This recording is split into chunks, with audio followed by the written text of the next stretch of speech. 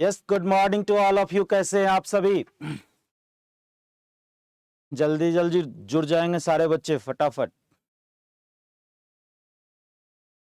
Sir हम बहुत अच्छे हैं, आप बताइए। मैं भी बहुत अच्छा।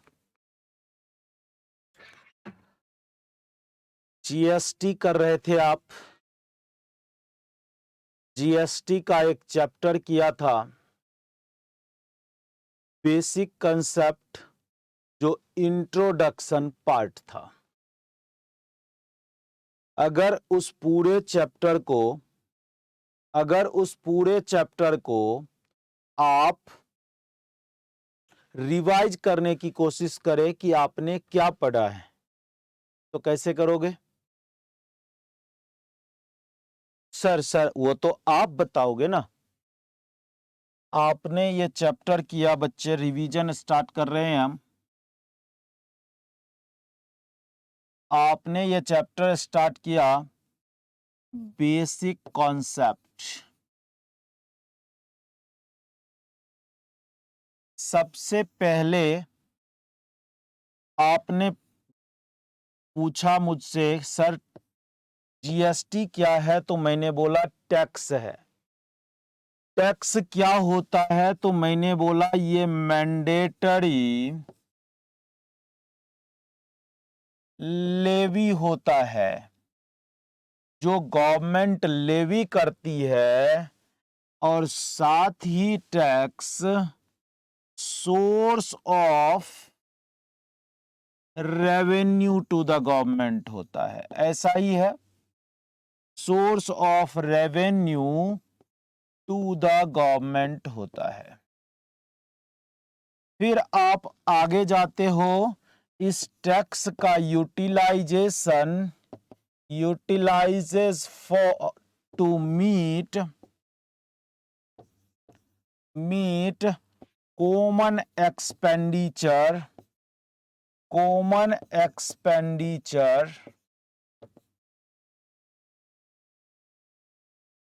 फिर आपने कहा कि सर टाइप्स ऑफ टैक्स क्या होता है? Types of taxes. तो मैंने बोला कि बच्चे, दो तरह के टैक्स होते हैं। पहला डायरेक्ट टैक्स होता है, दूसरा इनडायरेक्ट टैक्स होता है। फिर आपने पूछा मुझसे, सर डिफरेंस क्या होता है? डिफरेंस क्या होता है?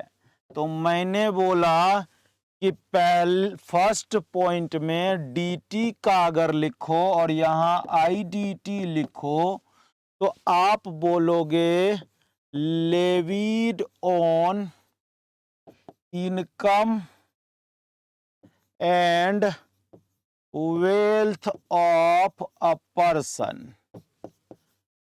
ठीक, इसमें आपने कहा levied on purchase of commodities, या आप दोनों लिख लो तब ज्यादा क्लियर रहेगा। That is goods and services. ठीक, दूसरा आपने कहा कि इंसिडेंस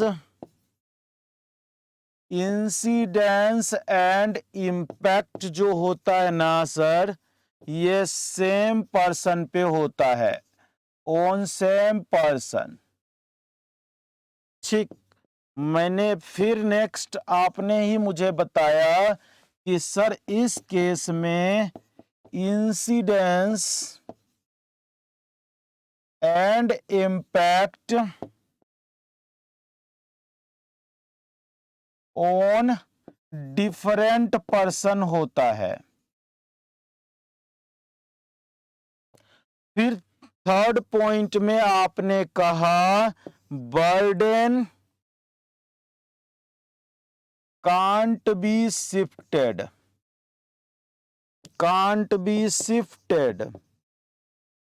आपने इस केस में बोला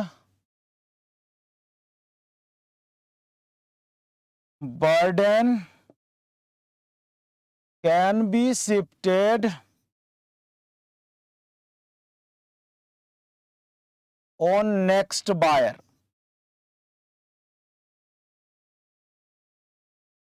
जो नेक्स्ट बायर है उसके ऊपर बर्डन शिफ्ट किया जा सकता है। ये आपने थर्ड पॉइंट में आईडीटी में किया। इसके बाद आप एग्जाम्पल का पॉइंट लिख सकते हो और एग्जाम्पल में आपने इनकम टैक्स, वेल्थ टैक्स यहां लिख देना है, यहां पर जीएसटी एंड कस्टम ड्यूटी लिख देना है। इस तरह से आपका वहां एक्साइज वैट्स लिख सकते हैं सर? यस, जरूर लिख सकते हैं। क्लियर है? इतनी बातें करने के बाद जब आपका डिफरेंस कंप्लीट होता है तो आप कहां चलते हो आगे? फिर कहते हो कि सर जीएसटी इनडायरेक्ट टैक्स है, इसलिए मुझे फीचर्स ऑफ इनडायरेक्ट टैक्स करा दो। ठीक है, फीचर्स ऑफ इनडायरेक्ट टैक्स करा दो। मैंने आपको इसमें बड़े सारे फीचर्स कराए, जिसमें इंपॉर्टेंट पॉइंट एग्जामिनेशन के लिए आप लिखोगे, it is important source of revenue. किसके लिए? For the government. आप इतना सिंपल लिख लीजिए, important source of revenue to the government है। क्यों? क्योंकि उसमें आप एक लाइन कोट कर सकते हैं कि हमारे टोटल टैक्स कलेक्शन का मोर देन 50% का कलेक्शन इनडायरेक्ट टैक्स से आता है। देयरफॉर हम इसे कहते हैं important source of revenue to the government. फिर आपने कहा इसका वाइडर टैक्स बेस है, वाइडर टैक्स बेस है। तीसरा आपने कहा कि सर ये इन्फ्लेशनरी इन नेचर है, इन्फ्लेशनरी इन नेचर है। ठीक, इससे सरकार के रेवेन्यू इन्फ्लेशन के साथ आगे बढ़ते जाते हैं। ठीक, इसके बाद नेक्स्ट बताएंगे आप सभी, अगर पॉइंट याद हो तो। मैं आपके आंसर का इंतजार कर रहा हूं। रिवीजन के दौरान आपको सारे पॉइंट्स रिवाइज करने के लिए बोलने पड़ते हैं। ठीक है, इसके बाद नेक्स्ट पॉइंट, हाँ एक आंसर आया है मेरे पास। बच्चे ने कहा no perception of direct pinch, no perception of direct pinch. Next किसी को कुछ याद आ रहा हो तो? सर सर सर हमें याद आ रहा है, it promotes social welfare, social welfare. क्यों? क्योंकि आपने कहा कि सर सरकार इस टूल से सिन प्रोडक्ट के प्राइस को बढ़ा देती है। देयरफॉर सरकार इस टूल से सिन प्रोडक्ट के प्राइस को बढ़ा देती है सो दैट उसकी कंजम्पशन कम हो जाए। फिर आपने नेक्स्ट पॉइंट में बोला कि सर रिग्रेसिव इन नेचर है। वेरी गुड, आंसर अच्छे खासे आ रहे हैं मेरे पास।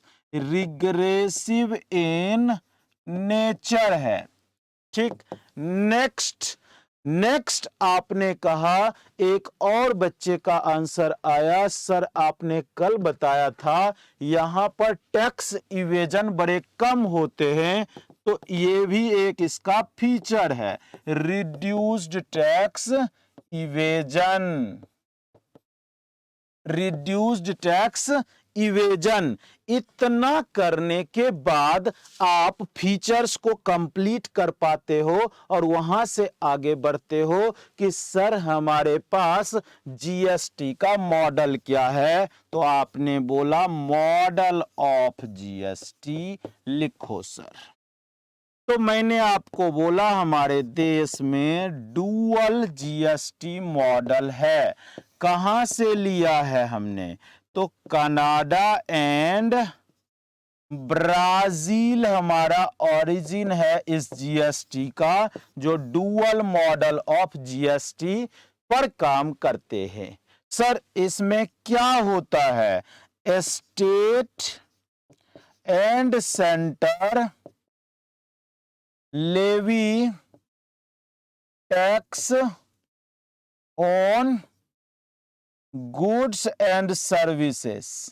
गुड्स एंड सर्विसेज दोनों जो है स्टेट भी और सेंटर भी लेवी करते हैं टैक्स। किसके ऊपर? गुड्स एंड सर्विसेज के ऊपर। देयरफॉर आपने कहा कि हमारे यहां पर डुअल जीएसटी मॉडल है। एक और फैक्ट की बातें आपने की थी कि सर जीएसटी आया कहां से? तो मैंने बोला इस दुनिया में पहली बार जीएसटी फ्रांस ने अडॉप्ट किया था। कब अडॉप्ट किया था? 1954 में। क्लियर है? Yes sir. इसके बाद आगे बढ़ें। सर बढ़ो आप आगे। फिर आपने इस मॉडल को थोड़ा सा और आगे बढ़ के पूछा कॉन्सेप्ट ऑफ जीएसटी हमारे यहां पर किस तरह से चलता है। तो मैंने बोला ये वैल्यू एडेड मॉडल है।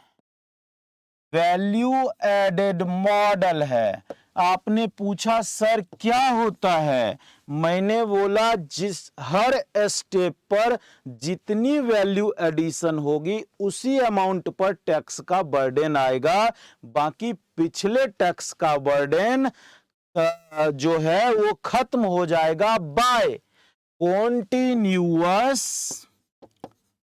Continuous flow of input credit. Continuous flow of input credit के कारण यहां पर पिछले टैक्स का क्रेडिट मिल जाता है, तो सिर्फ और सिर्फ वैल्यू एडिशन के ऊपर टैक्स लगता है। किसी को कोई दिक्कत है? नहीं सर। इसके बाद इस केस में और क्या होगा? इस तरह से डिजाइन है कि बर्डन ऑन फाइनल कंज्यूमर होता है। बर्डन ऑन फाइनल कंज्यूमर होता है इस कंसेप्ट के अंदर। बाकी रास्ते में जितने बिजनेसमैन हैं वो अपना इनपुट क्रेडिट को यूज कर लेते हैं और वैल्यू एडिशन पर टैक्स कलेक्शन करके सरकार के अकाउंट में जमा करा देते हैं। इतनी सी बातें थी, कल के एग्जाम्पल में भी हमने किया। बोलो हाँ। और लास्ट में आपने कहा कि no cascading effect. No cascading effects. ठीक, कैस्केडिंग इफेक्ट्स नहीं है, डबल टैक्सेशन यहां नहीं होगा। ठीक, इसके बाद आपने फिर यहां से मुझे ले गए आप नीड ऑफ जीएसटी। सर ये तो बताओ हमारे भारत में जीएसटी की जरूरत पड़ी क्यों? तो आपने मुझे यहां पे वेरियस पॉइंट्स कराए थे और आपने कहा कि सर जीएसटी की जरूरत इसलिए पड़ी कि अर्लियर टैक्स में सर्टेन प्रॉब्लम था। अर्लियर टैक्स सिस्टम में क्या था? सर्टेन प्रॉब्लम था, सर्टेन इश्यूज थे। सर ये इश्यूज क्या था? सबसे पहला वहां पर डबल टैक्सेशन हुआ करता था, टैक्स के ऊपर टैक्स लगा करता था। ठीक, इसके बाद आपने कहा no seamless flow of ITC input tax credit, ऐसा हुआ करता था। ठीक, इसके बाद वैल्यू चेन की एब्सेंस थी और आपने बोला कि इसमें नॉन इंटीग्रेशन एक प्रॉब्लम था। किसके बीच में? Non integration of VAT and service tax. Sir हमें ये बातें तो याद आ गई, कल की क्लास में किया था। Yes, non integration of VAT and service tax, और इसके बाद एक पॉइंट और हमने किया था। बताइए कौन सा पॉइंट था? किसी को कुछ याद है? सर वो आपने बोला था कि all indirect tax has not been subsumed in VAT system, therefore हमारे देश में जीएसटी की सख्त जरूरत। क्लियर है? इसके बाद आइए, जब जरूरत को पूरा कर लिया, जीएसटी मेरे देश में आ गया, तो फिर क्या हुआ? हमें देखना पड़ा कि सर अब आ गया तो बेनिफिट्स ऑफ जीएसटी क्या है। ऐसा ही है। देखिए, एक एक बातें क्लास की आपको लिंक होती हुई मिलेगी। ठीक है, इस पूरे रिवीजन के दौरान फुल चैप्टर का आप एक तरह से जिस्ट निकाल के जा रहे हो, तो ध्यान से देखना। मैंने आपको क्या बोला? मैंने बोला कि सर अब जीएसटी आ गया, नीड था, आ गया तो उसका फायदा तो बताओ। तो सबसे पहला जो फायदा हुआ, creation of a national market, national unified market, ये पहला फायदा है। ठीक, एक एक दो दो लाइन इस सारे पॉइंट को आप एक्सप्लेन भी करेंगे जब एग्जाम में कभी आपको दिख जाए। ठीक है, इसके बाद नेक्स्ट आपने कहा boost to investment, boost to investment, investment boost किया इसने, इन्वेस्टमेंट एक्सपोर्ट। ठीक है, फिर इससे क्या हुआ? Generation of more employment,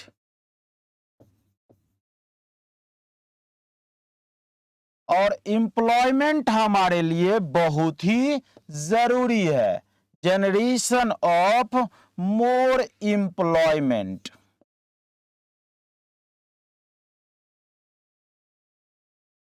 employment बहुत ही जरूरी है हमारे देश के लिए, क्योंकि हमारा देश पॉपुलेटेड कंट्री है और सबको जीने के लिए काम चाहिए। ठीक है, तो ये हमारे देश के विकास में एक हेल्प करता है। इसके बाद और क्या किया? मिटिगेट कर दिया, mitigation of double taxation.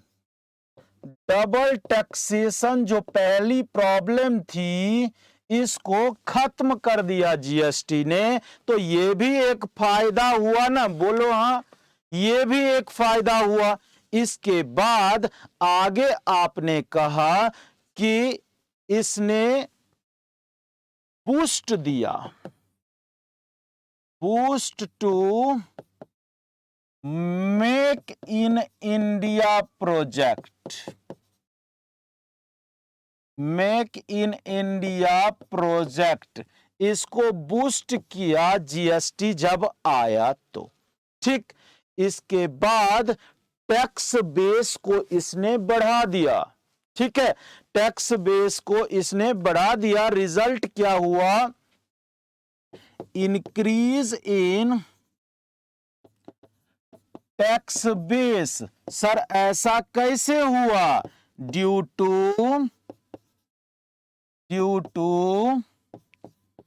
Reduced tax rate, tax rate कम होने की वजह से बड़े सारे लोग टैक्स की नेट में आ गए, तो इस वजह से टैक्स बेस हमारा बढ़ गया। इतनी बातें करने के बाद आपने 2-3 पॉइंट एक्स्ट्रा किए थे। वो ये था कि बड़े सारे टैक्स सब्ज्यूम्ड हो गए, देयरफॉर अगला पॉइंट आपने कहा reduction in compliance cost. Compliance cost and time भी तो बोल सकते हैं, कंप्लायंस में टाइम भी तो लगता था, उस टाइम को भी बिजनेसमैन हमारे देश में बचा गए। क्लियर है? तो इतनी सारी बातें कर ली, इसके बाद हम आगे बढ़ने लगे कानूनी बातों में। जब ये सारी चर्चा हो गई तो हमारे फाउंडेशन बन चुके थे। फिर हम आगे बढ़े और हमने कहा कि जीएसटी जो लेने का पावर है वो कॉन्स्टिट्यूशन देता है, क्योंकि कॉन्स्टिट्यूशन को अमेंड करके ही पुराने टैक्स सिस्टम को खत्म किया गया और जीएसटी लाया गया। ठीक है, तो अब आपने कहा कि सर कॉन्स्टिट्यूशन ऑफ इंडिया का इंट्रोडक्शन करा दो। Introduction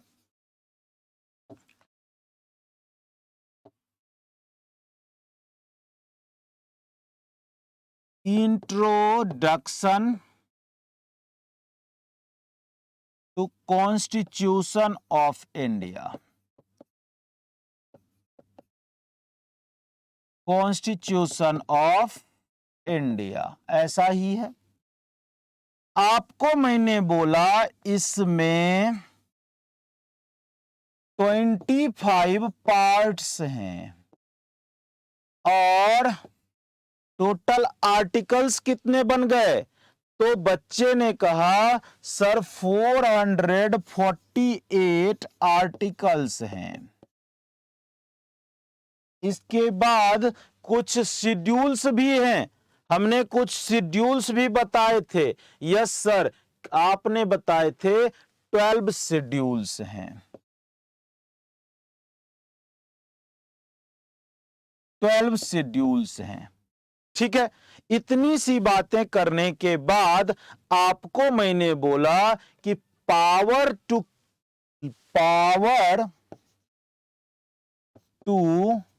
levy and collect tax, levy and collect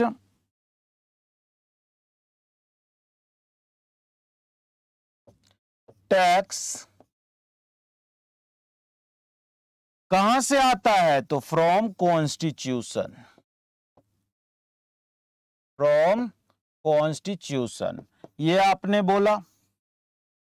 इसका मतलब यह है कि अगर पावर नहीं है तो कोई भी सरकार किसी भी तरह का टैक्स नहीं ले सकती। ऐसी बातें हैं? यस। तो कोई भी सरकार किसी तरह की टैक्स की बातें कर भी नहीं सकती अगर पावर ना मिला। तो ये एक आर्टिकल नंबर कौन सा था? आर्टिकल नंबर 265, जो डायरेक्ट टैक्स में भी आपने किया। मैंने बोला था no tax shall be levied, no tax shall be levied except by authority of law. No tax shall be levied except by authority of law, ये आर्टिकल नंबर 265 कहता है। तो फाइनली अब क्या हुआ, जब कॉन्स्टिट्यूशन की अमेंडमेंट हुई तो बड़े सारे आर्टिकल की अमेंडमेंट हुई और कुछ नए आर्टिकल डाले गए, जिसमें सबसे पहला आर्टिकल जो डले वो था 246 A1, 246A1। ये आर्टिकल क्या किया? इसने पावर दिया, इस आर्टिकल ने पावर दिया पार्लियामेंट एंड स्टेट को, कॉन्करेंट पावर दिया, concurrent power to levy GST. ठीक है, ये पावर किसको दिया? To state and parliament. अब सवाल उठा है स्टेट कौन, स्टेट लेजिस्लेचर्स की बात कर रहे हैं। ठीक है बच्चे, इसके बाद ये किस पावर किसके लिए दिया, फॉर इंट्रा स्टेट सप्लाई के लिए, फॉर इंट्रा स्टेट सप्लाई के लिए। और आर्टिकल नंबर बच्चे 246A2 ये पावर दिया, exclusive power for inter state supply. ठीक है, ये पावर टू पार्लियामेंट है।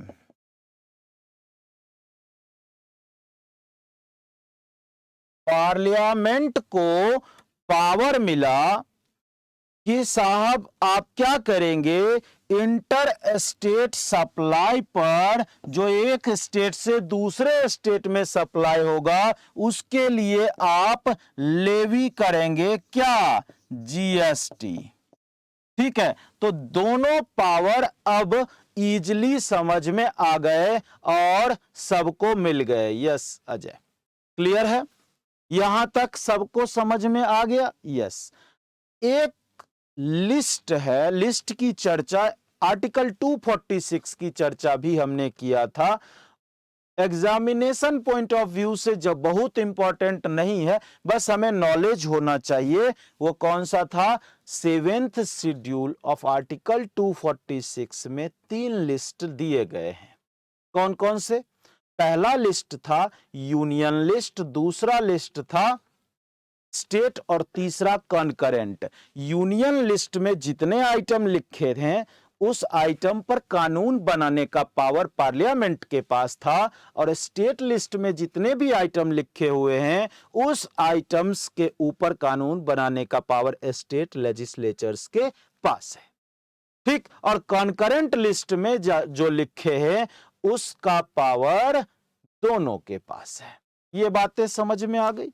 यस सर, यहां इतना करने के बाद आपने कहा कि सर जीएसटी की अगर मैं बात करूं तो जीएसटी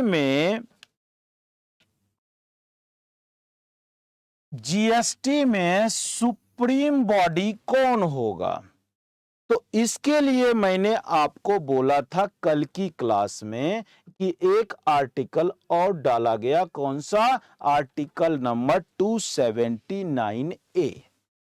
आर्टिकल नंबर 279A, और इसने कहा कि एक जॉइंट फोरम बनाया जाएगा जिसका नाम होगा जिसका नाम है जीएसटी काउंसिल, क्योंकि ये बन गया। ठीक है, तो अगर मैं इस आर्टिकल 279A की बात करूं तो प्रेसिडेंट के पास पावर है, प्रेसिडेंट्स को ये पावर देता है, power to constitute, power to constitute a joint forum, joint forum। और प्रेसिडेंट ने ये पावर इनको मिला कब, 12 सितंबर को, 12 सितंबर 2016 को कॉन्स्टिट्यूटेड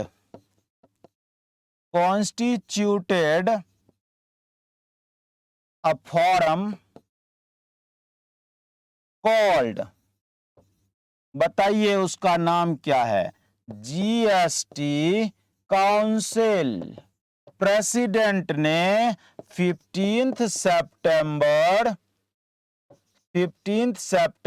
2016 को जीएसटी काउंसिल बना दिया, और जीएसटी काउंसिल में प्रेसिडेंट ने बोला कि इसमें सेंटर के जो फाइनेंस मिनिस्टर हैं वो चेयरमैन होंगे और बाकी स्टेट्स के जितने भी फाइनेंस मिनिस्टर हैं वो मेंबर के तरह एक्ट करेंगे। लेकिन जीएसटी में अगर कुछ डिसीजन लेना है, किसी आइटम को टैक्सेबल करना है या एग्जेम्प्ट करना है, ये डिसीजन कौन लेगा? सर, ये डिसीजन रेकमेंड करेगी जीएसटी काउंसिल। अपने मीटिंग में वो लोग डिसाइड करके पास कर लेंगे और फिर जाके आप उस डिसीजन को इंप्लीमेंट कर सकते हो। इतनी बातें करने के बाद आपने कहा कि सर सेंटर के जो लोग हैं, सेंटर के तो एक ही फाइनेंस मिनिस्टर हैं, तो जो डिसीजन होगा काउंसिल का, डिसीजन ऑफ काउंसिल अगर मैं बात करूं, जो डिसीजन होगा काउंसिल का वो किस बेसिस पर होगा? तो सबसे पहले कंसेप्ट यहां पर ये है, ये weighted average, weighted votes count होते हैं। और ये वेटेड वोट्स किसके होते हैं? तो आपने कहा 1/3 वेट जो होता है, 1/3 of total vote, total vote cast जितना हुआ, ये वेट है सेंटर के वोट का। और 2/3 वेट जो है, 2/3 ऑफ टोटल वोट कास्ट, ये आपका स्टेट का वेट है। फिर आपने कहा कि सर डिसीजन कैसे होगा? तो डिसीजन के लिए मैंने बोला कि यहां पर 3/4 मेजॉरिटी जब तक नहीं रहेगी किसी फेवर में, तब तक डिसीजन पास नहीं होगा। 3/4 मेजॉरिटी होनी चाहिए। क्लियर है? बात समझ में आ गई? Yes sir. जल्दी बताएंगे। यहां तक किसी को कोई दिक्कत है? कोई स्लाइड अगर आप नोट करना चाहें, मैं इनिशियल से दे देता हूं, 1-1 मिनट का समय। ठीक, अगर इसकी नोटिंग कंप्लीट हो गई है आप लोगों की तो एक बार बताएंगे। यस, इसकी नोटिंग कंप्लीटेड है। इसके बाद आप नेक्स्ट स्लाइड देखेंगे, नोटिंग कंप्लीटेड है। अगर नहीं तो इसका स्क्रीन का फोटो ले लेंगे और आप इसे बाद में नोट कर लेंगे। क्लियर है? दूसरा स्लाइड आपने कर लिया। नेक्स्ट आइए, तीसरे स्लाइड में आप, किसी को कोई दिक्कत, जल्दी बताएंगे।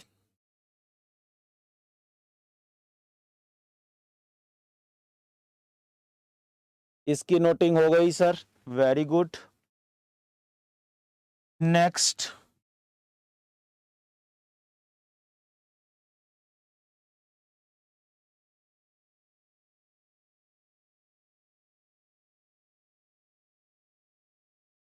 Yes sir, completed. इसके बाद आगे चलिए, इंट्रोडक्शन टू कॉन्स्टिट्यूशन। हमने सिर्फ रेलिवेंट बातें किए हैं, बाकी जितने भी एक्सेस थी वो उन सारे को काट दिया हमने। ठीक है, क्योंकि ये रिवीजन पार्ट था आपका। इसके बाद नेक्स्ट आइए, आर्टिकल 279A का डिस्कशन हमने किया। ठीक, अब जीएसटी काउंसिल के कुछ काम डिसाइड कर दिए गए। जीएसटी काउंसिल के कुछ काम डिसाइड कर दिए गए। वो कौन कौन से काम हैं? तो आपने बोला सर बता दो function of GST council, function of GST council. तो मैंने बोला कि एक तो ये सबसे पहले टैक्स रेट्स डिसाइड करेंगे, दूसरा ये एग्जेम्पशन डिसाइड करेंगे कि एग्जेम्पशन देना है या नहीं देना है, तीसरा मैंने बोला ये थ्रेशोल्ड लिमिट थ्रेशहोल्ड लिमिट को भी डिसाइड करेंगे for registration under GST, registration under GST. ठीक है, इस तरह से ये थ्रेशहोल्ड लिमिट भी डिसाइड करेंगे। डिस्प्यूट रिजोल्यूशन कैसे होगा, इसका भी काम करने का रिकमेंडेशन करने का राइट इन्हीं के पास है।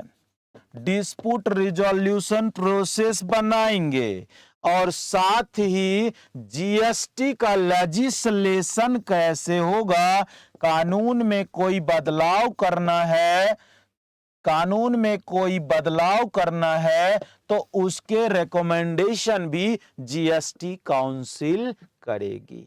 बताइए, क्या पूरा रिवीजन हो गया यहां तक?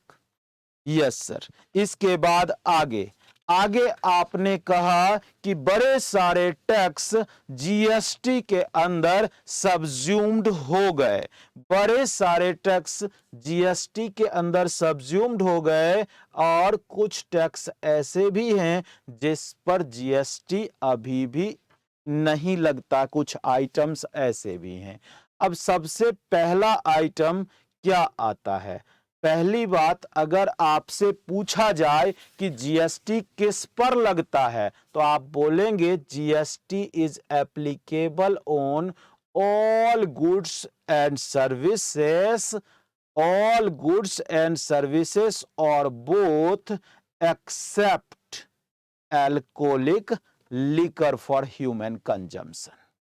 ठीक है, और फिर आपने कहा petroleum product, except petroleum product. लेकिन पेट्रोलियम प्रोडक्ट में आपको बोला गया कि जीएसटी काउंसिल की रिकमेंडेशन जब आएगी तो नोटिफाइड डेट से पेट्रोलियम प्रोडक्ट पर जीएसटी लग जाएगा। इतनी सी बातें थी। यस। इसके बाद कुछ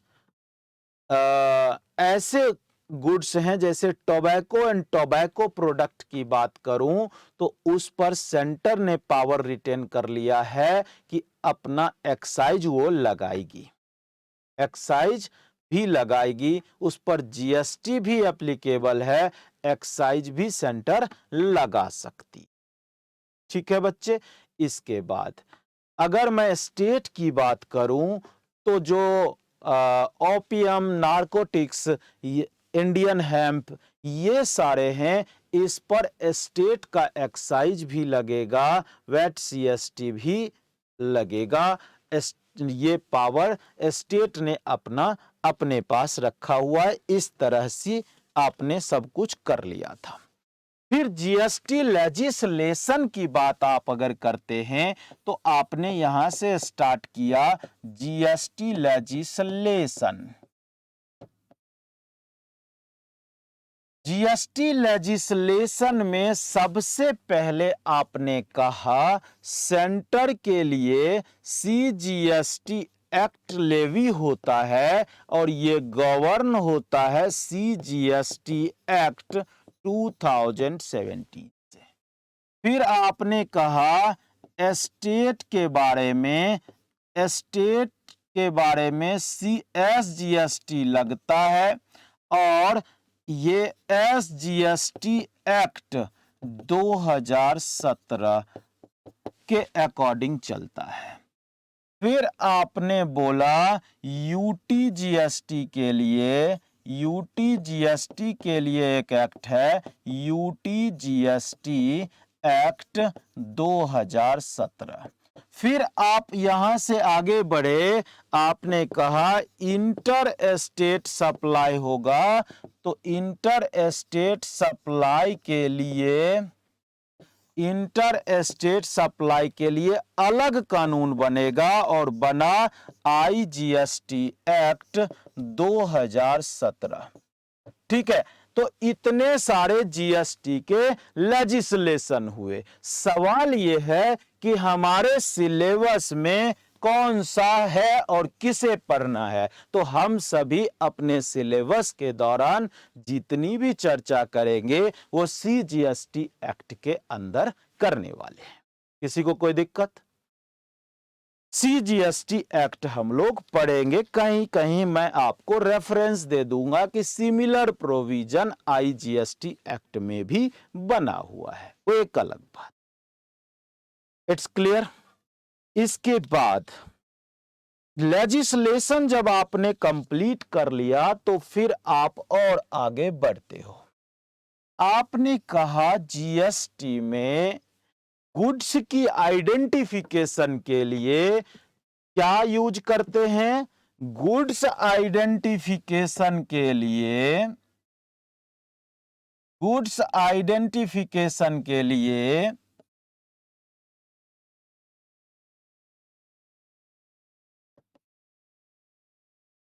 एक कोड यूज करते हैं जिसे HSN कोड बोलते हैं। ये हमारे कस्टम टैरिफ एक्ट 1975 के कोड से लिया हुआ, ठीक है। हार्मोनाइज्ड सिस्टम ऑफ नोमेनक्लेचर इसका फुल फॉर्म होता है। लेकिन अगर मैं सर्विस की आइडेंटिफिकेशन की बात करूं, सर्विस को कैसे क्लासिफाई किया जाएगा, आइडेंटिफाई किया जाएगा, तो आपने कहा एक न्यू सिस्टम डेवलप हुआ। न्यू सिस्टम के अकॉर्डिंग सर्विस का बना SAC, जिसे आप सर्विस अकाउंट कोड बोलते हो, जिसे आप सर्विस अकाउंट कोड बोलते हो। और इसके लिए आप अलग से कोडिंग सिस्टम GST में देखते हो, एक चैप्टर ही अलग बना दिया गया और सर्विस की जितने भी हैं उसको 99 से स्टार्ट कराया गया, ठीक है बच्चे। अब इस कोड का मेन पर्पस क्या है? मैंने आपको कल बताया था कि उस कोड का मेन पर्पस ये है कि यूनिफाइड नाम से सारे जगह पर वो चले और एक रेट अगर यहां लगता है, भले ही उस लोकल में उस गुड्स को कुछ और बोलते हो, कोड उसका वही रहेगा और टैक्स लगेगा अकॉर्डिंगली जितना टैरिफ में रेट लिखा है। बात समझ में आई क्या? जितना टैरिफ में रेट लिखा है। तो क्या पूरे सिलेबस जो हमने पढ़े हैं अभी तक आपके दिमाग में क्लियर बैठ गया या कुछ और बातें हैं? जल्दी बताएंगे। जो आपने कवर किए थे उसमें किसी को कोई दिक्कत? इतनी सी बातें बेसिक कंसेप्ट्स में आपने किए। अब एक पार्ट और था, और वो क्या था? स्पेशल कैटेगरी के स्टेट। स्पेशल कैटेगरी के स्टेट जो हैं वो हमारे GST के अंदर अलग हैं और हमारे कॉन्स्टिट्यूशन में जो डला हुआ है उसके अकॉर्डिंग अलग है। तो GST के पर्सपेक्टिव से जो भी स्पेशल कैटेगरी के स्टेट हैं आप उसे याद रखेंगे, ठीक है। और मैंने उसका नाम कल करवा दिया था तो आप उसे इजीली याद रख पाएंगे, मैं ऐसा मानता हूं, ठीक है। अब इसके बाद यहां से आगे जब बढ़े आप, छोटी छोटी डिस्कशंस थी कि GST में छोटे व्यापारियों को बड़े हेल्प करने के लिए सरकार ने अलग से एक स्कीम दिया जिसका नाम है कंपोजिशन। जिसका नाम क्या है बच्चे? Composition scheme. यहां मैंने आपको बोला कि कंपोजिशन स्कीम अलग से करेंगे तो उस पर डिटेल में चर्चा होगी, ठीक है। इसके बाद नेक्स्ट आपको मैंने बोला था एक और concept, that is GST compensation cess. ये क्या होता है? GST कॉम्पेंसेशन सेस ये क्या होता है? तो मैंने बोला कि ऐसे स्टेट जो GST आने के कारण अपना रेवेन्यू, अपने आमदनी, अपने इनकम को लूज कर रहे थे, उस स्टेट को भारत की सरकार, सेंट्रल गवर्नमेंट ने बोला कि आपके जितने भी लॉस होंगे 5 साल तक उस लॉस की भरपाई भारत सरकार करेगी, तब तक आप अपने दूसरे रेवेन्यू सोर्स ढूंढ लेना जिससे आपका स्टेट चलता रहे। बात समझ में आई?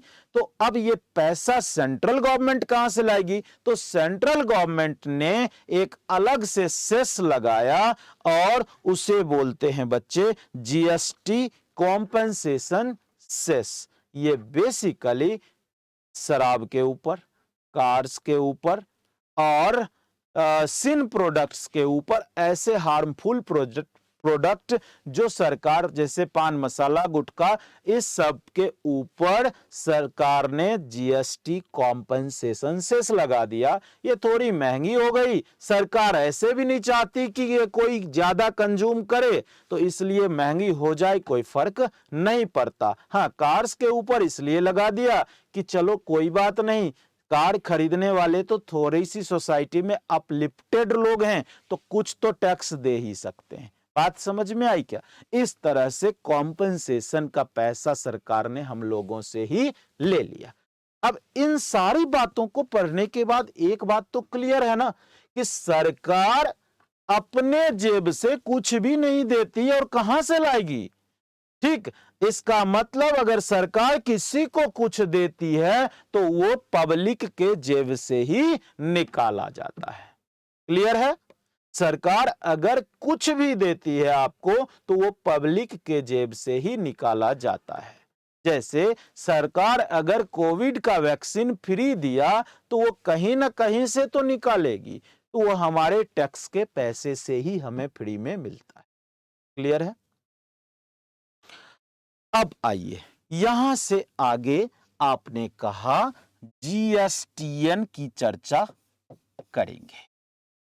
जीएसटीएन एक नॉन प्रॉफिट ऑर्गेनाइजेशन है, सेक्शन 8 कंपनी है, कंपनीज एक्ट 2013, कंपनीज एक्ट 2013 में के अकॉर्डिंग रजिस्टर्ड है और इसका कुछ काम डिसाइडेड है to provide IT infrastructure, IT infrastructure. ठीक, आईटी इंफ्रास्ट्रक्चर प्रोवाइड करना इनका काम है, जिससे कि सारे के सारे स्टेक होल्डर्स इंफॉर्मेशन टेक्नोलॉजी को यूज करके जीएसटी इंप्लीमेंट करा पाए। ये जीएसटीएन का काम है। ठीक, इसके लिए इन्होंने बनाया जिसका नाम है बच्चे कॉमन पोर्टल। क्या बनाया? Common portal.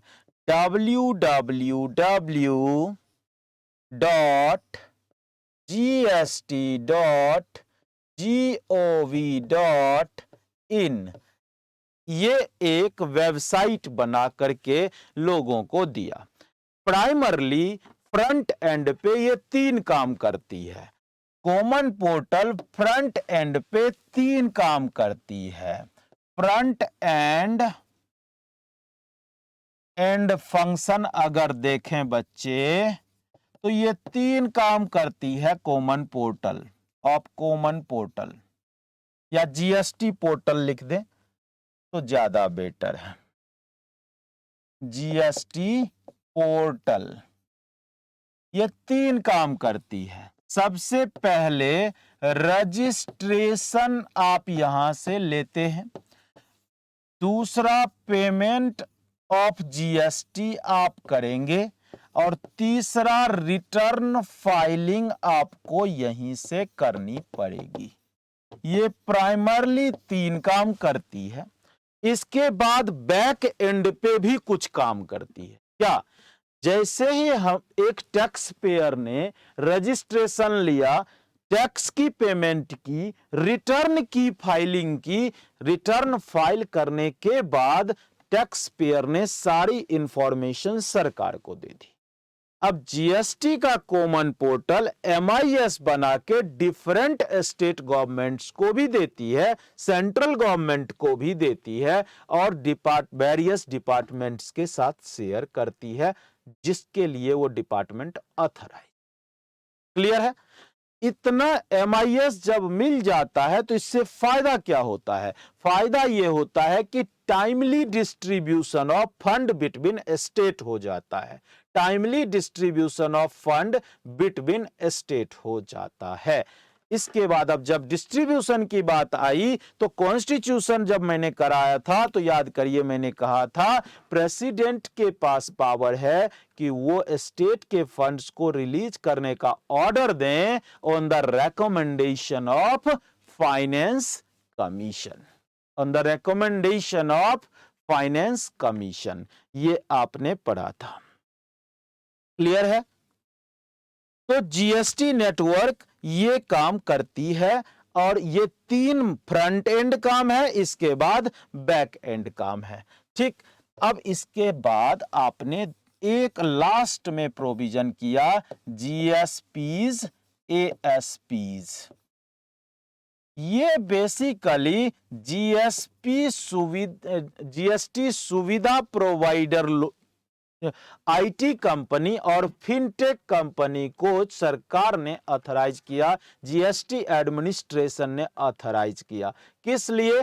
ताकि वो जीएसटी के पोर्टल और जो जनरल बिजनेसमैन के अपना वेबसाइट है, अपना पोर्टल है, उस बीच में लूप का काम कर सकें, उस बीच में चेन का काम कर सके। ये जीएसपी को काम दिया गया। ये ऑथराइज्ड लोग हैं।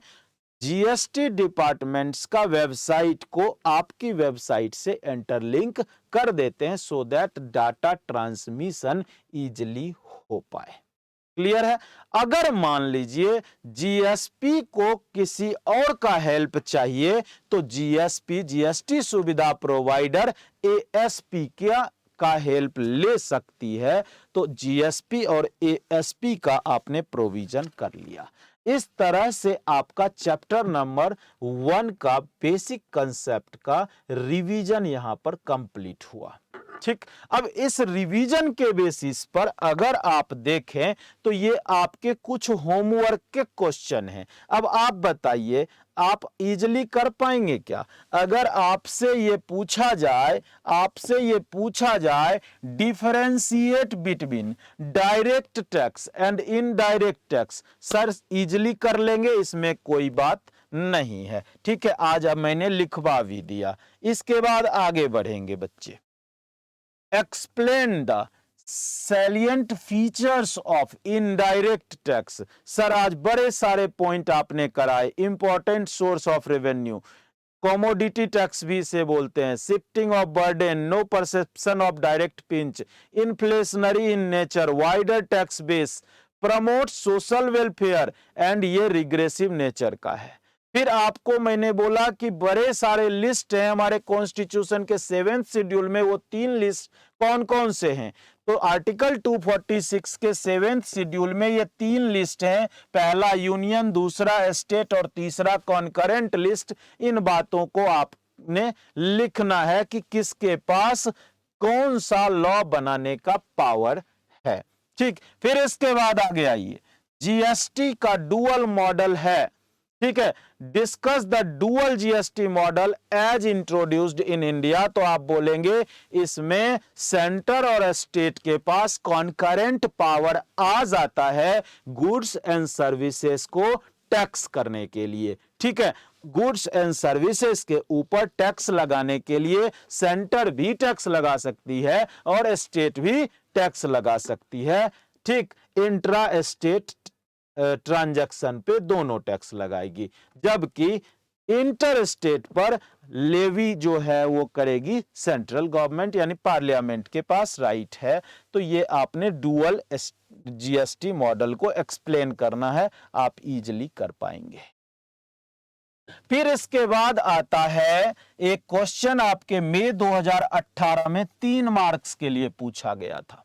ठीक है, list the central and state levies which have been subsumed in GST. तो जीएसटी में कौन कौन से टैक्स आ गए, सब्ज्यूम्ड हो गए थे। वो वाला जो चार्ट हमने कराया, एक साइड सेंटर का था और दूसरे साइड स्टेट का था, उस चार्ट उसको याद कर लेंगे, उस टेबल को, बात खत्म हो जाती है। ठीक है, तो आपने वही बातें यहां देखनी है। सेंट्रल लेवीज कौन कौन से? Excise duty, service tax, additional excise duty, excise duty under medicinal and toilet preparation, CVD and special CVD, central sale tax, central surcharge और सेस। ठीक, इसके बाद स्टेट की अगर बात करें तो स्टेट सरचार्ज और सेस जितने थे वो सारे सब्ज्यूम्ड हो गए। Entertainment tax, lottery tax, betting and gambling का टैक्स जो था उसको भी सब्ज्यूम्ड कर दिया गया। नेक्स्ट एंट्री टैक्स है, VAT, sale tax, luxury and tax on advertisement, ये सारे के सारे सब्ज्यूम्ड होकर के कहां पहुंच गए बच्चे? जीएसटी के अंदर। क्लियर है? तो 3 मार्क्स का एक क्वेश्चन पूछा गया था 2018 में। क्या सर दोबारा पूछा जा सकता है? कोई बात नहीं, कभी अगर पूछ ले तो आपको तो आता ही है। ठीक है, इसके बाद आगे बढ़िएगा। नेक्स्ट है लेविएबिलिटी ऑफ जीएसटी और otherwise on petroleum, crude, diesel, petrol and aviation turbine fuel and natural gas. कब जीएसटी इस पर लगेगा? सर आपने आज ही तो बताया था कि notified date on the basis of recommendation of GST council. Primarily अभी का जो स्थिति है, पेट्रोलियम प्रोडक्ट सारे जीएसटी के दायरे से बाहर है। ठीक है, वो जीएसटी के दायरे से बाहर हैं। वो एक ऐसा दिन आएगा, पता नहीं वो दिन कब आएगा, जब जीएसटी काउंसिल रेकमेंड करेगी और सेंट्रल गवर्नमेंट नोटिफाई कर देगी कि इस डेट से जीएसटी के अंदर पेट्रोलियम आ गए। क्लियर है? तो इन बातों को आपने लिखना है। ठीक, till such date central excise duty continues to be levied on manufacture and VAT CST levied on intra state and inter state. बस इतनी सी बातें लिख देनी है। फिर इसके बाद आइए, जीएसटी एक सिंप्लीफाइड टैक्स स्ट्रक्चर है। आप ऐसी बातें कैसे कह सकते हैं? तो आप बोलेंगे यह स्टेटमेंट तो जस्टिफाइड है। क्यों? क्योंकि एक सिंपलर टैक्स रिजीम है विद फ्यूअर एग्जेम्पशन। कुछ एग्जेम्पशन है, ज्यादा एग्जेम्पशन भी नहीं है, लेकिन इसके साथ ही इसने क्या किया? बड़े सारे with the reduction of multiplicity of taxes under GST has led to simplification. बड़े सारे टैक्स जीएसटी में आके खत्म हो गए, तो इसलिए ये जीएसटी ने क्या किया? यूनिफॉर्मिटी कर दिया टैक्स के स्ट्रक्चर में। क्लियर हो गया? यूनिफॉर्मिटी कर दिया टैक्स के स्ट्रक्चर में। इसके बाद नेक्स्ट आगे आइए, common system of classification of goods and services है पूरे कंट्री के लिए। यह इंश्योर करता है कि टैक्स एडमिनिस्ट्रेशन यूनिफाइड हो गया हमारा जीएसटी के अंदर। तो ये बातें क्लियर हो गई। नेक्स्ट आगे बढ़ें। सर आगे बढ़ो, स्पेशल कैटेगरी स्टेट का नाम बता दीजिए। तो टोटल 11 स्पेशल कैटेगरी स्टेट हैं जीएसटी के अंदर। तो अब आप इसे देखेंगे कौन कौन सा? Arunachal Pradesh, Assam, Jammu and Kashmir, Manipur, Meghalaya, Mizoram, triple M बताया था मैंने, नागालैंड, सिक्किम, त्रिपुरा, हिमाचल प्रदेश एंड उत्तराखंड। इसका नाम आपको याद रखना है। फिर इसके बाद आगे जाते हैं आप, और आगे आपने कहा डिस्कस द लेविएबिलिटी ऑफ जीएसटी और अदरवाइज ऑन टोबैको। अभी अभी आपने किया है, टोबैको एंड टोबैको प्रोडक्ट पर जीएसटी लेविएबल तो है, इसके साथ ही सेंट्रल गवर्नमेंट के पास, यूनियन गवर्नमेंट के पास पावर है कि वो एक्साइज ड्यूटी भी लगा सकती है। यूनियन गवर्नमेंट के पास पावर है कि वो एक्साइज ड्यूटी लगा सकती है और एक्साइज ड्यूटी लगाती रहती है, इसलिए जीएसटी भी लगता है टोबैको पर और एक्साइज भी लगता है। किसी को कोई दिक्कत? बोलिए। नहीं सर। तो इस तरह से ये टोटल क्वेश्चंस जब आप कर लेंगे तो आपका चैप्टर 1 कंप्लीट हो जाएगा। क्लियर? और चैप्टर 1 से 2 to 4 मार्क्स के क्वेश्चन मिल सकते हैं।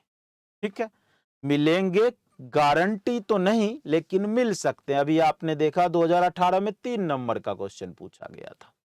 ठीक, अब MCQ की बारी है। क्या आप सभी तैयार हैं? MCQ की बारी है। क्या आप सभी तैयार हैं आंसर देने के लिए? बोलो हाँ या ना, जल्दी बोलो। अगर हाँ तो मैं कराऊं, नहीं तो फिर मैं छोड़ दूंगा। Yes sir. चलिए, रेडी।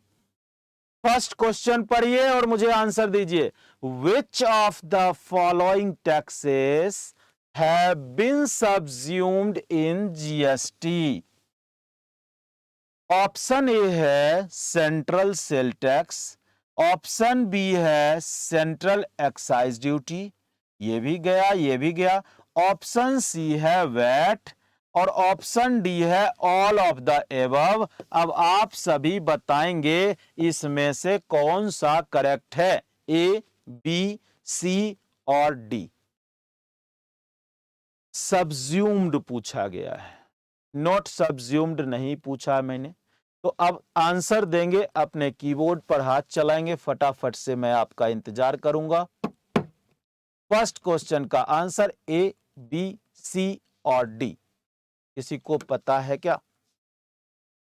यस, बच्चे कह रहे हैं sir D is the correct answer. Very good, D is the correct answer. क्यों? क्योंकि CST भी सबज्यूम्ड हो गया, एक्साइज भी और वैट भी, तो इसका मतलब है कि डी करेक्ट आंसर है। आप डी पर टिक लगा लेंगे। ठीक, नेक्स्ट आइए। List one of the constitution contains matter in respect of which dash has the exclusive right to make laws. बताइए लिस्ट वन कौन सा है? Union list. यूनियन लिस्ट में आइटम जो लिस्टेड है उस पर लॉ बनाने का पावर किसके पास है? पार्लियामेंट के पास, स्टेट लेजिस्लेटर्स के पास, बोथ, नन ऑफ दिस। जल्दी बताएंगे इसका आंसर सेकेंड का, ए, बी, सी और डी। सेकेंड का sir parliament. Very good, very good, बच्चों का आंसर करेक्ट है। नेक्स्ट आगे बढ़ेंगे।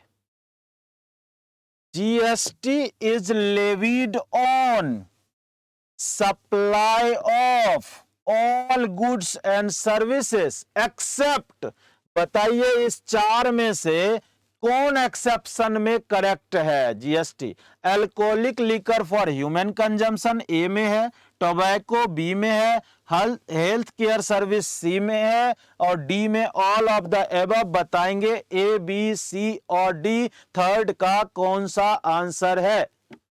थर्ड का आंसर आपका कौन सा निकल के आ रहा है? GST is levied on supply of all goods and services except, sir except आज ही तो किया था। Yes, alcoholic liquor for human consumption, A is the correct answer. और हमारे नृसिंघल साहू का करेक्ट आंसर चल रहा है। Very good.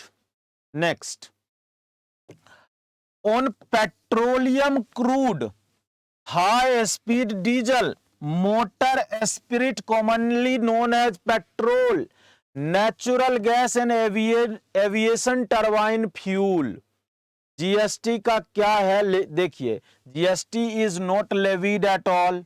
GST will be levied from date to be notified on the recommendation of GST Council.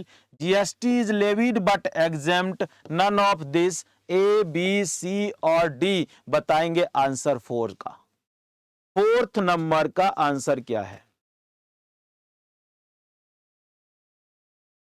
Sir अभी आपने किया था और बच्चों का आंसर भी सेम आया है, साहू जी का B number. Very good.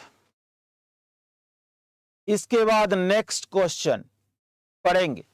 The functions of GSTN includes facilitating registration A में, forwarding the return to central and state authorities B, C में computation and settlement of IGST and D all of the above. बताएंगे 5 का answer क्या है। Question number 5 का answer A, B, C और D। GSTN क्या काम करती है?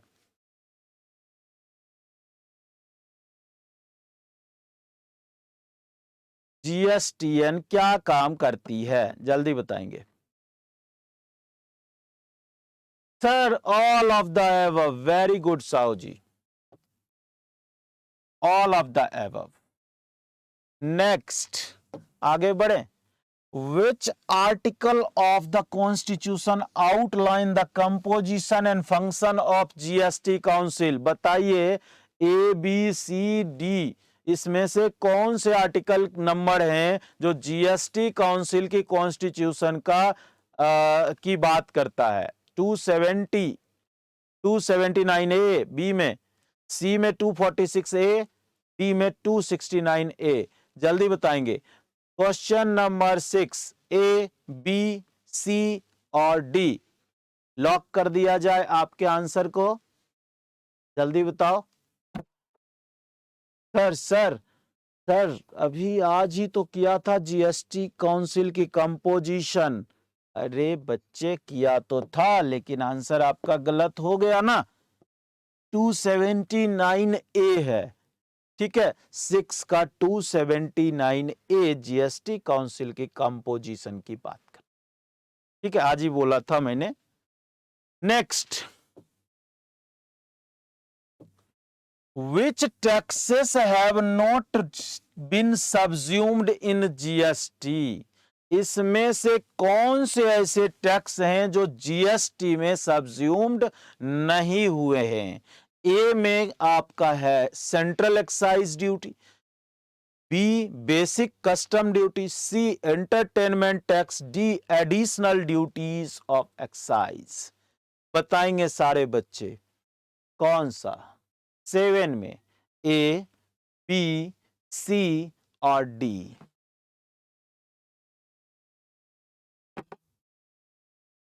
Waiting for your answer.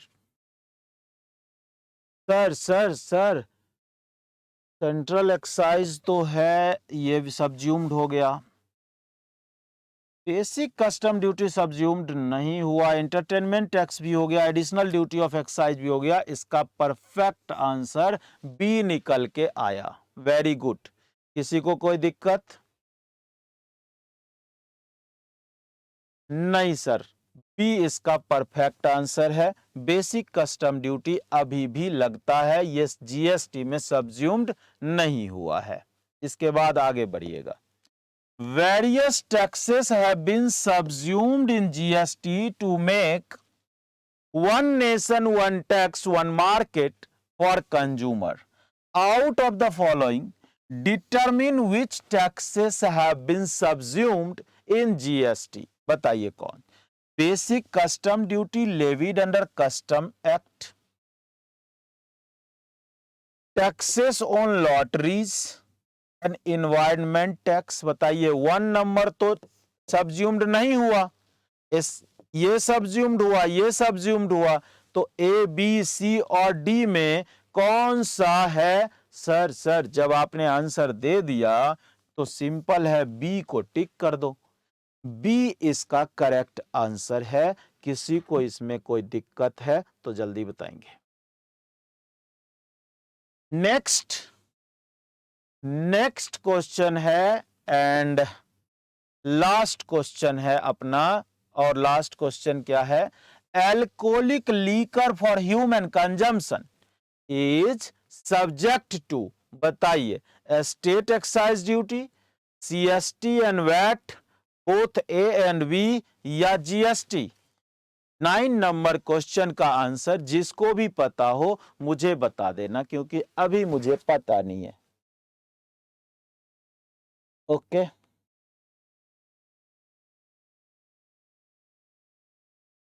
Sir, class के बच्चे भी कह रहे हैं 9A। Very good, 9A।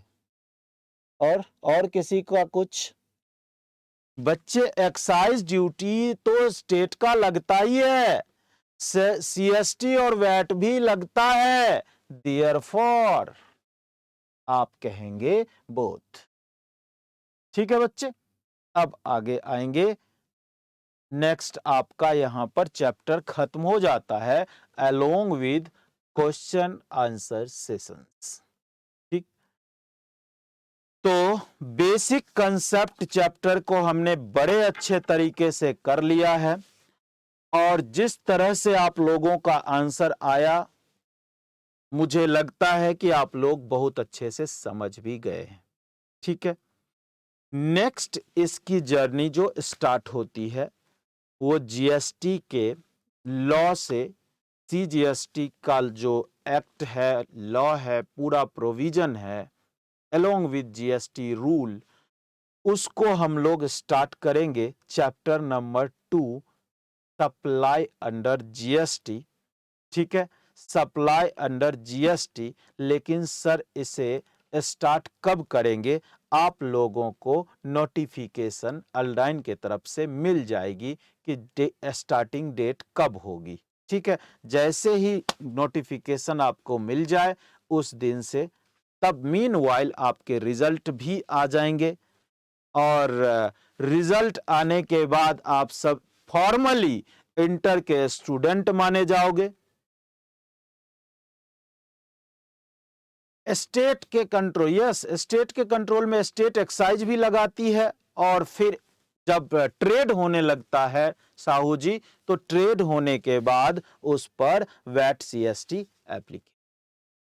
ठीक है, अगर मान लो इंटर स्टेट ट्रेड हो गया तो मैन्युफैक्चरिंग पर एक्साइज लगता है, लेकिन ट्रेडिंग पर तो सेल टैक्स लगता है ना साहू जी, बोलिए ना। हाँ, तो इसलिए दोनों की एप्लीकेबिलिटी होती है।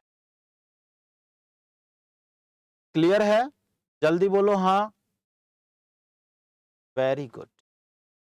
चलिए, तो मैंने आपको बोला कि फॉर्मली इसके बाद, क्योंकि अभी फाउंडेशन का रिजल्ट आने वाला है, फाउंडेशन का रिजल्ट जैसे ही आ जाता है, एक नोटिफाइड डेट होगा बैच स्टार्ट का, कि अब उस दिन से हम लोग फॉर्मली फॉर्मल क्लास में रहेंगे।